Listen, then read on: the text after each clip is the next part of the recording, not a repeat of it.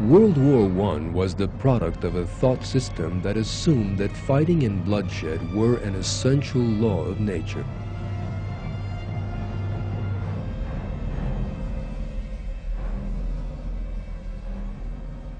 Even after the war ended, this philosophy lived on.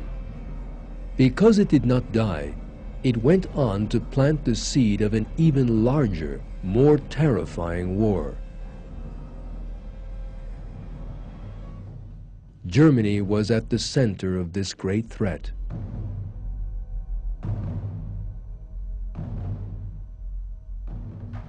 The Treaty of Versailles that ended World War I imposed on Germany the financial burden of compensation. Even as the nation struggled to recover from the effects of the war, it began to fall into a serious economic crisis. Competing political groups took to fighting in the streets. In the midst of this chaotic atmosphere, a fanatical political movement began to rise. This was the Nazi Party led by Adolf Hitler.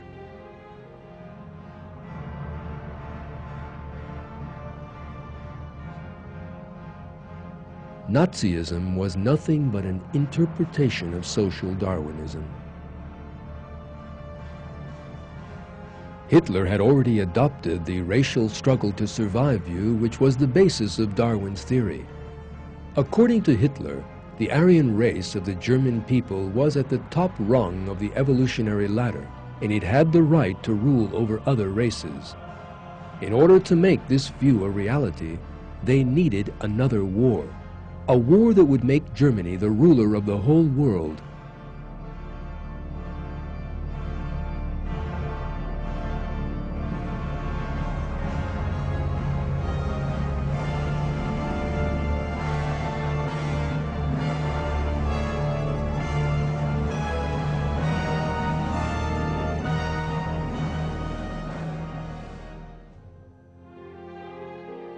Brutal, ambitious leaders were leading this movement.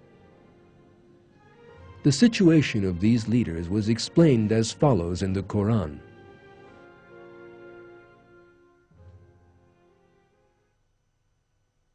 Whenever he holds the upper hand, he goes about the earth corrupting it, destroying people's crops and breeding stock. God does not love corruption.